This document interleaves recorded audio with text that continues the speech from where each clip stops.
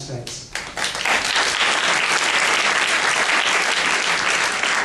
And the reverse of that is that the vast majority of professors on our campus are scared to even denounce when Israel violates international law.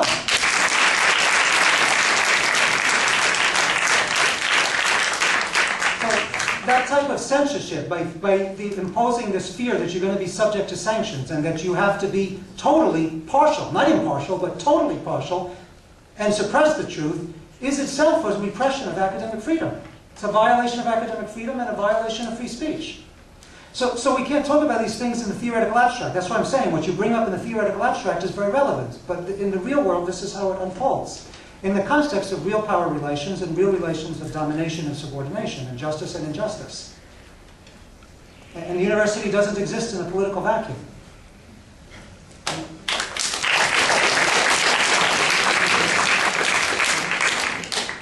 Given your views regarding the illegitimacy of Israel's power, I was wondering what your ideal and more realistic views regarding the future of the region are as to a one-state solution, two-state solution.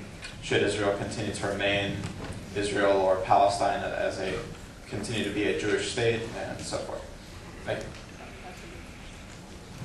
Yeah, it's a very good question, and I want to answer, well, there are two parts to the question. What are the views on the future and what type of a future solution could exist? And secondly, should Israel remain as a Jewish state? So I'm going to just have really two separate questions. I want to deal with the second one first, and I'm going to give my view, and of course, you need not agree with me, but I don't think you can have a state which is based on a particular religious or ethnic group, and you can't have a Jewish state. You couldn't have a white state. You couldn't have a state which is by definition exclusive, which is by definition excluding all those that don't belong to that group. That was exactly the Nazi project. In fact, Zionism emerges, and we know this, those of us who study this historically, Zionism emerges as part of that whole wave of racial nationalisms in the 19th century, into the early 20th century, which also produced Nazism. And this racial nationalism which said there are these specific pure ethnic groups in the world, and each ethnic group should belong to a particular physical territory with its own state and its own government, and those others should be separated out from that. That was the basis of the Nazi project, but it's also the basis for all of this racial nationalism in the 19th and early 20th century, of which Zionism is a part of that. Zionism is a particular racial nationalism that emerged and became hegemonic in Judaism. So that's the first one. I don't think that there should be a Jewish state. It can be an Israeli state, but not a state which is exclusively reserved for one particular religious group. But the more significant question is what is the solution? And I'm not coming out against a two-state solution. That is the consensus of the international community. That is the consensus of Palestinians and Israelis that are trying to reach a solution. However, I'm analyzing as a sociologist. In other words, I'm not making a normative statement of what's my political preference.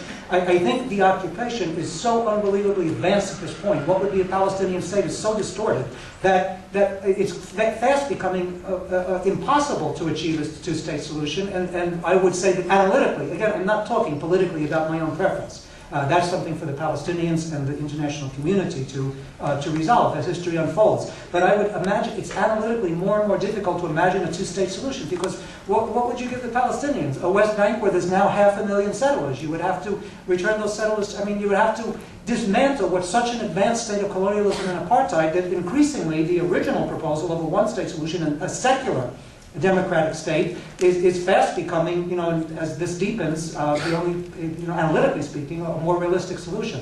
But I repeat, I'm not giving my political preference by making an analytical statement. I don't know what the future holds.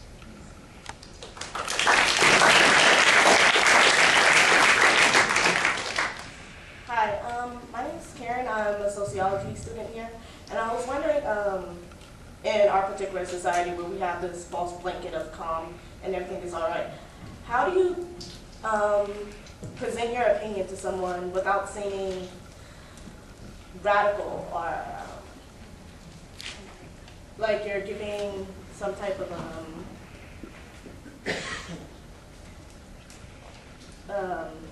off opinion about the Israeli-Palestinian conflict? Well, once again, you're asking a really, really good question. How do you speak the truth? How do you speak up for justice when you have such an unbelievably dense and all-powerful ideological framework which has been established and which has swept up the vast majority of people, so that rather than understanding even the slightest bit of history and reality of this particular conflict or whatever we're talking about, they have a view which has been predetermined by very powerful forces. And so that's a daunting task. But I would in part respond in this way. Let's remember, you said without seeming radical, but let's remember what the original word radical comes from. The original Latin meaning of radical means to get to the roots of. To be radical means to get to the roots of something. And I'm going to be quite frank, I think we should be radical. We absolutely should be radical. And really, the weapon of the weak is the weapon of truth, and the weapon of being radical in the sense of discourse and in the sense of truth. And so it's a daunting task, but that's the task that we need to take up.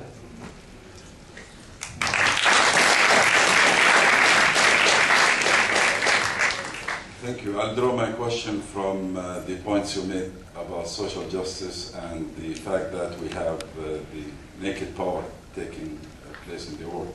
How do you perceive the relationship between the so-called Israel and the United States? Do you perceive Israel as an insider power that is driving the US policies in the world? Which I don't think so. Because to me, Israel is a tiny thing compared to this country. And I can't, if you believe the opposite, I can't think, and I can't believe that a so small country like Israel can supersede and influence hugely the policies and the international policies of a country as huge as the United States. I liked mostly one thing in your valuable presentation when you tried to compare the operation that the US government has been doing with what Israel is doing. But let us not forget, for example, in the midst of this talk, that this government, the United States, has been doing things like invading a country to demolish the weapons of mass destruction, a country that is far big than Palestine, which is Iraq. And so to me, it seems that Israel is a tiny project for the West and not vice versa.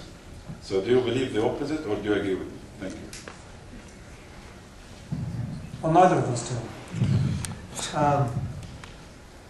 I absolutely never suggested that Israel is an inside power that controls US foreign policy. Absolutely never suggested that at all, never stated that, and that's not actually the case. On the contrary, it's the US which shores up Israel. And this alliance, which is forced over many decades between the US and Israel, and on the basis of that alliance is a whole international power structure and a whole international order which is reproduced and which is shored up in the Middle East and really worldwide. In the 1970s, there's a mass international human rights movement, and that human rights movement placed so much pressure on the US government. The US government was forced to suspend its military aid to Latin American dictators. But the US never suspended its military aid and economic aid to Israel, and instead take advantage of that alliance which has been forged over decades, to have Israel substitute the US as a supplier of military training and hardware to Latin American dictatorships. And so you see there an international alliance. And so really, it's the US is achieving, well, in more theoretical terms, the US is achieving its policy of shoring up the world capitalist system, an international system, through which it relies on that alliance with Israel for the Middle East and as a surrogate power, but increasingly worldwide, as I'm giving the example of Israel. But on the other hand, we can't deny the overbearing and unbelievable influence which this lobby has because of the economic and political power that it's able to influence. We know that Obama, and I forgot his name, but Obama was going to name a national security advisor who was blocked by the Israel lobby and who had to make a major statement saying this lobby has become so incredibly powerful that my nomination has just been nixed, and several other people. We know that There were changes in U.S. electoral laws so that it used to be that if I'm in a particular electoral zone, and you're going to excuse me that I don't remember the particular titles for the laws that were changed. If I'm in a particular electoral district, I can donate to candidates in that electoral district. So if I live in California, Southern California, in Santa Barbara County, I can donate there to Congress members there. But I can't make a donation to someone running for Congress in Ohio or in Florida. So those laws were changed, and they were changed in part by powerful U.S. figures who want to, political and economic figures who want to reproduce that alliance.